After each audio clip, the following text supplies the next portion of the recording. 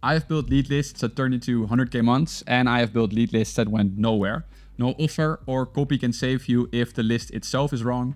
And that's why getting this right is everything. In this video, I'll give you my personal lead list playbook, the exact 4-part system I use to source, structure, and clean lists that actually convert. First, we'll talk about the foundation and thought process behind a high converting list. Then the different data sources you can pull from and when to use them. Then a breakdown of Apollo, how to use the universally most useful lead database so you can improve your lead lists today. And finally, how to turn a simple export into a scalable system using automation. Follow this and you'll never waste time, money, or energy on campaigns that are never going anywhere. And I know this works because my agency sends over 1 million cold emails every month for more than 50 clients, resulting in thousands of sales meetings. So with that in mind, let's get into the lead list playbook, the framework that makes sure your campaigns never collapse before they even start. The first part of the lead list playbook is the foundation, the criteria you use to decide who even gets on your list in the first place. A lead list isn't just every business you can find online. It should only include the people who'd actually buy or at least be interested in what you're offering. Think about it. If you're targeting the wrong industries, roles, company sizes, or even the wrong country, it doesn't matter how good your offer or copy is. You're speaking to people who are never going to buy, which means your campaign is already dead before the first email goes out. Most cold email outreach doesn't fail because of the message. It fails because the list was built on the wrong foundation. I've run the exact same copy and the exact same offer to 2 different lists, one broad and sloppy, the other carefully filtered with the right roles and criteria. The broad list got me a 1.8% reply rate, the filtered list 5.6%.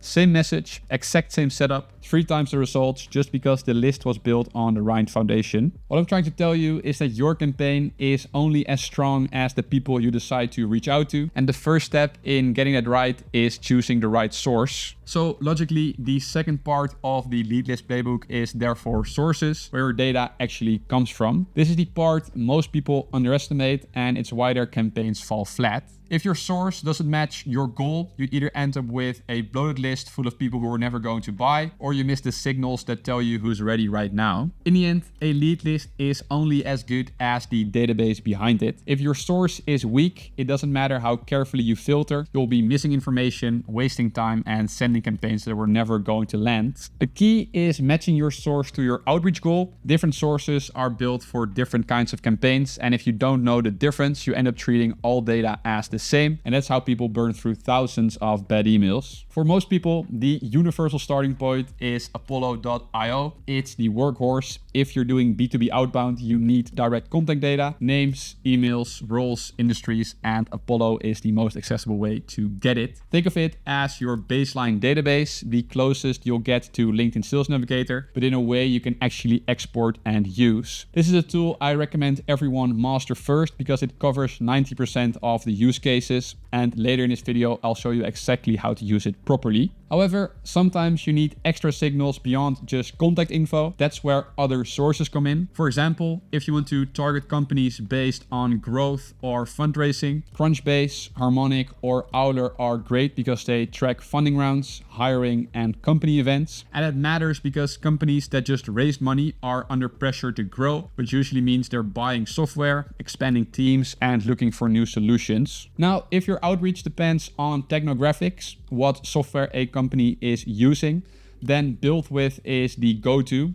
Want a list of every company that uses Stripe or Salesforce on their website? Build With is designed for exactly that. It's not for every campaign, but when your offer is tied to a tech stack, nothing beats it. And if you're targeting local businesses, think roofers, gyms, pest control, you can't rely on LinkedIn because those companies barely live there. In that case, tools like Outscraper or D7 Lead Finder pull straight from Google Maps. That's how you get a real list of local businesses who never show up in a LinkedIn database. Now, sources like Sales Navigator or Owler technically have some of the best raw data, but the problem is it's locked up inside their platforms. You can't easily pull it out, and that makes them frustrating for real list building at scale. So if you're starting, they're not practical, and that's why Apollo is the better play for most people. Unfortunately, even with the right data source, a lot of people still go wrong. They treat it like a numbers game, run a broad search, dump 10,000 names into a spreadsheet and call it a lead list. It looks solid until you start actually sending to that list. Then you realize most of the people don't care about your offer, bounce rates spike, and reply rates stay flat. That's not a lead list, that's just noise. So yes, picking the right source is the first step, but no matter which one you use, you still need to apply the right filters and criteria if you actually want the people who matter. So here's the rule of thumb.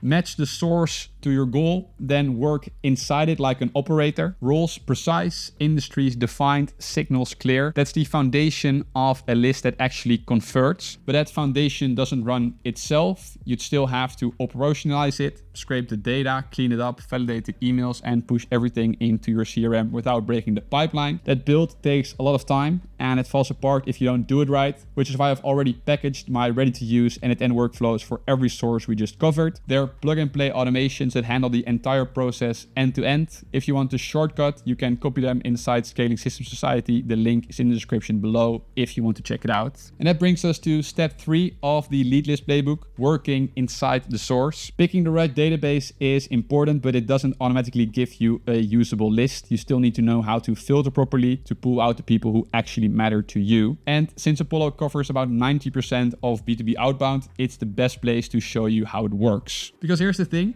Apollo gives you millions of contacts, but without the right filters, that volume works against you. You'll waste time, burn domains, and send campaigns to people who were never real prospects. But with the right setup, the exact same platform becomes your biggest edge, feeding your lists that are clean, specific, and ready to actually convert. Most people never get past that first broad search, and that's why the reply rates stay flat. The truth is, there are different ways to use Apollo, and both have their place. Sometimes you need a broad list to get moving. Other times you need a precise, highly targeted, segmented list. So first I'll show you the simple approach, how to pull a usable list fast. Then we'll go deeper into the advanced filters and criteria I use to build a razor-sharp list that actually convert. So for the simple framework, let's build something broad. Think of CEOs of marketing agencies in the United States. It's a wide net, just people running marketing companies based in the US, so nothing fancy yet, just a clean, usable list to get started. So for those who are unfamiliar, what you're seeing on screen right now is Apollo.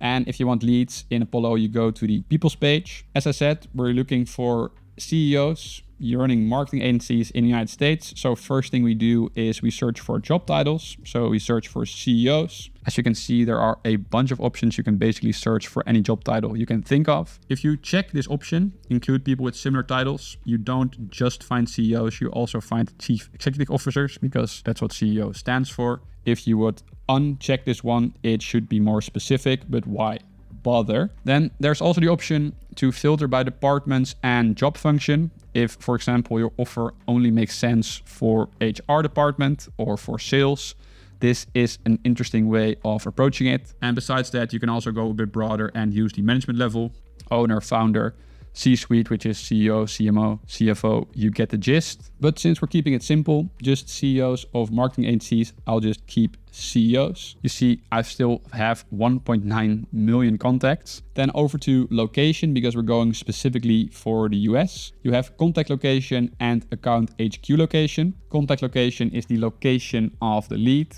They can be on holiday, they can be working from abroad. And account HQ is where the business is located. To be safe, you just want to go with both. So United States over here, and also United States in the account HQ. There we go. Now we can already do a quick check all the way over here. You can see Virginia, Massachusetts, United States, Texas, Washington. So it looks like we're just filtering for people in the USA at the moment, which is exactly what we want for this search. So next is industry and keywords. Well, we're looking for marketing agencies. So marketing and advertising seems to me to be the most logical industry. Now, not all of these results will be marketing agencies. Let me scroll to the right side. Well, these seem like marketing agencies because they're ranked on, sorted on most relevant, excuse me. But if I go a few pages down, perhaps we might start seeing some chinks in the armor. Now, to be honest, these still all look like marketing companies, which is great for our search because we want a broad list of CEOs running marketing companies. But I can guarantee you, if you go down the list this will get a bit more random, and some SaaS companies or some other stuff will sneak in. So a way to avoid those is, for example, by using a keyword search. Let's say we're using agency, and that filters it down to 4.4 thousand, all of which are highly likely to be marketing agencies in the United States. And these are all of the CEO contacts. So that is the simple framework. It's broad and it's quick. It got us 4.4 thousand CEOs to actually email, and it's very good enough to get moving. But if you stop here, you'll always end up with noise mixed into your list, and the real power of Apollo shows up when you go deeper, combining filters, layering keywords, and building around the exact types of companies you want to target. So for this advanced example, let's target something more specific. Decision makers at Google Ads pay-per-click agencies in the US doing over $1 million in revenue. That means more filters, more criteria, and a tighter process, but the result is a list that's razor sharp and ready to convert. So the first thing you have to do for this to become a hyper-targeted list is you have to find the companies that match your ICP and are the companies you actually want to reach out to. So I've already done a Google search for Google Ads PPC agencies, and the following four results came up: Letter.io, Intero Digital, Adventure Media, and growmyads.com. How you add these companies is you go to the companies page, which I'm on if you haven't seen that already. And then you just add them to the include list of companies. So you get all four of these. And what we can now do is pretty interesting. I already scrolled all the way to the right. First thing we see is they're all in the same industry. So they're all marketing and advertising agencies. Makes sense, but it can be for different companies that they are sometimes in different categories. Good for you to note that down, because let's say you would only be searching for accounting, and accounting might also be in internet technology, for example. You also want to look in that category if there are other accounting firms. Next, we look for other examples or for other signals from these examples. So one thing we can note is their employee count. You can see they're between 10 and 270, which is fairly broad, but well, they might still all be interested in your offer. And then probably the most important thing to do is look at the keywords that Apollo tags with these companies, because if we look at these keywords and we note them for ourselves, or the one we think are relevant for Google Ads PPC agencies, we might actually get something. So just click on keywords like I just did and scroll down the line until you find something you think is relevant for our search. So the first thing I see is Google AdWords. So I note that down, scroll further down, maybe some PPC management anywhere, not really in here, nothing that I can see. So we move on to the next one. You can already see SEO, but we're looking for PPC, not SEO. That's something different. Paid media, a bit too broad. I see a lot of AI, which is interesting for search ranking, but doesn't really have much to do with pay-per-click. So we'll skip this one mostly as well. And here we already have PPC. So let's add PPC to the Google AdWords. We have pay-per-click, paid search marketing. So this is a really good one. Bing Ads Management, which is also pay-per-click. Facebook advertising isn't. Google Ads Management, I see here down below. AI in PPC, interesting keyword, might be worth writing that down. Well, you kind of get the gist. So what you do, to quickly summarize, is you find a couple of companies. I would suggest between 5 and 10. I only got 4, but you still get the same idea. Between 5 and 10 of the companies you want to reach out to, you think would be a good fit for your offer, which would be interested in your offer. You add them to Apollo on the company's page, and then you have the criteria that Apollo gives them. So you can see the industry label they've been assigned, and you can see the keywords have been assigned. And both of these are very interesting if you want to do a reverse search looking for the leads inside the people tab. So let's do that now. So if I go to the people tab, we're going to kind of build out what we just found from the company search. So the first thing was industry and keywords, which was marketing. There we go. And then for the keywords, some that we found were pay-per-click. There we go. Google AdWords. And PPC management is one that I found popping up a lot more. Obviously, you could add a bunch more. Thing I would recommend is trying to stay quite specific to the ICP you're looking for. Don't go too broad, like saying digital marketing or something like that. It will only mess up your list, and we're trying to get something hyper focused here. Then the next thing is job titles, because we only want decision makers. Well, you could ask ChatGPT for a comma separated list of likely decision makers or job titles of likely decision makers that would be fit for your offer, but I don't have the time for that right now. So I'll just add owner, founder, C-suite, partner, VP, which is a pretty broad list. Maybe head, director, you go down the list if you need it. But as I said, we're trying to be a bit more specific here. Then the other thing was obviously location. As I stated, we're only looking for companies in the United States. So there we go, I guess.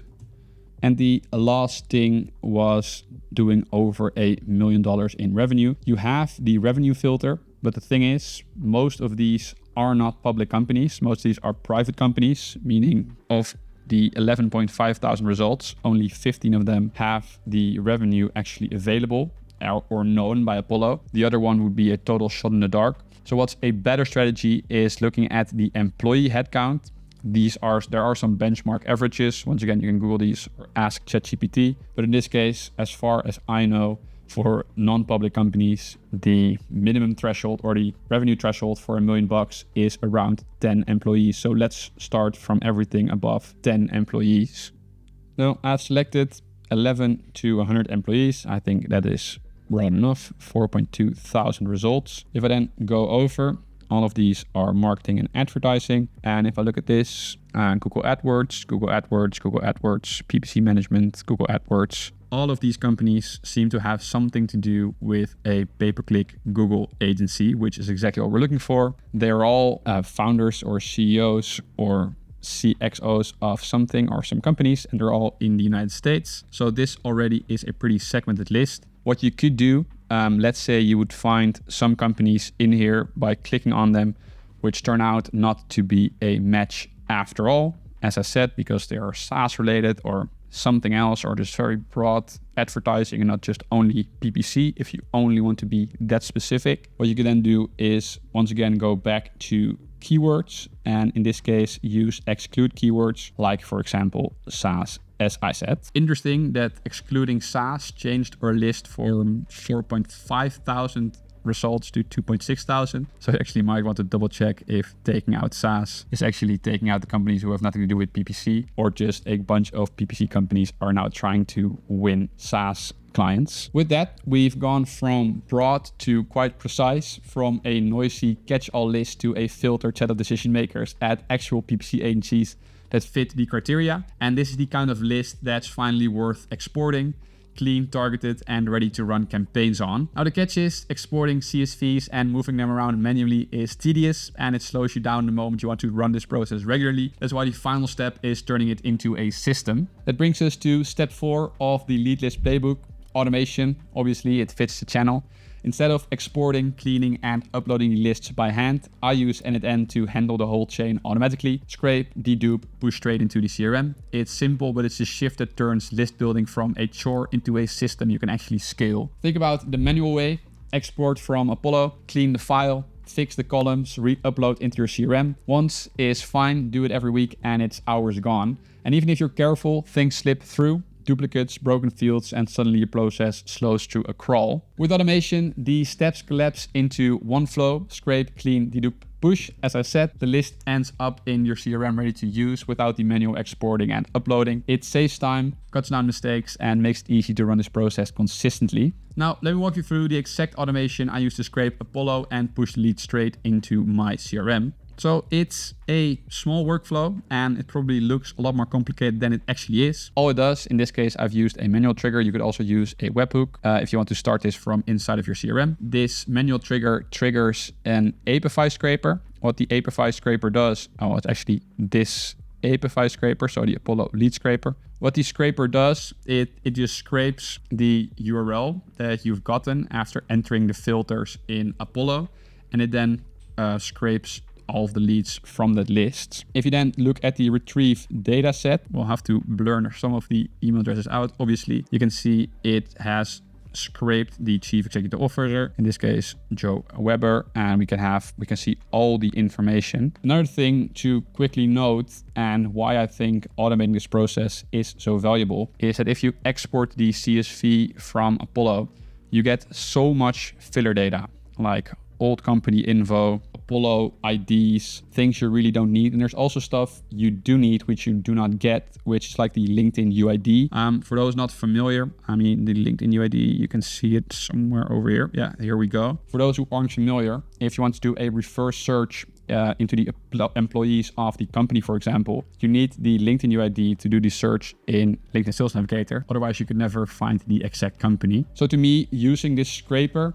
and this automation is invaluable and so much better than exporting it and uploading it manually, because first of all, it saves you a lot of time, and second of all, it gives you more data, which is actually very relevant if you want to automate the entire process. Now, I've only asked it to scrape one page, which is why there are only 25 items. As you can see, there is a 26th item because scraping takes a while. So what this is just a rework loop. If there was no output, as there wasn't for the first try, as you can see, no output. The no output is noted by the code node, which sends it down this route because it has no output, then waits for a bit, and then retries again. And you can see the second try actually gave us the 25 results, meaning the one Apollo page. I then goes through a remove duplicates, because let's say you do multiple filters, or you create multiple lists in Apollo using multiple filters. There will be some overlap at some point. I don't want to reach out to the same people with the same offer. That's why the deduplication node in n8n is actually very useful. And then lastly, we upload everything to Airtable. So what you would do is I would send over the first name. Here we go. I would send over the last name, obviously, the personal LinkedIn URL, the email status no, the email yes. And if you go down the list, like I just said, you also would take the LinkedIn UID, which is very important, and you would take the company LinkedIn URL and the company website URL.